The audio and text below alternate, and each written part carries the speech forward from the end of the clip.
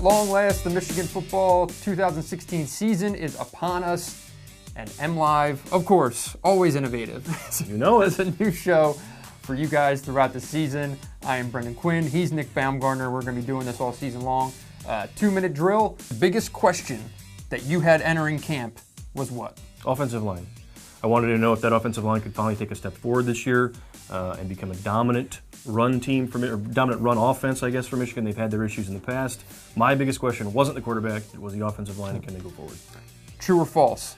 Jabril Peppers will be in New York at the Heisman ceremony. False, unless he scores a touchdown 4 different ways, which I've said I think can happen. Nick, the best wide receiver on the team is Amara Darboh. I think he had a better spring. Obviously, J.U. Chesson was injured. I think Amara Darboh has developed, and I think he will be the better player at the end of the year. Nick, true or false? This team is, in fact, over the way that Michigan State game ended last year.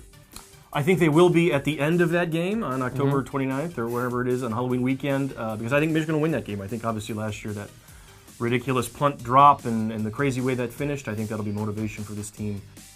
Year 2 of the Jim Harbaugh regime Yes. at Michigan. Will this year be more comfortable for him, or do you think he's still kind of riding that high level of tension he seemed to keep throughout last season?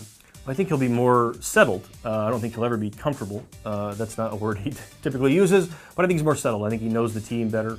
I think he understands what he has and what he doesn't have. The most challenging game of this season will be? At Iowa. It'll be at night in November in Iowa City. As we know, you've been to Iowa City in the winter, as have I. It's freezing cold. It's terrible. And Michigan hadn't won there in a long time. And your prediction for Hawaii? Win. 45-0. Thanks.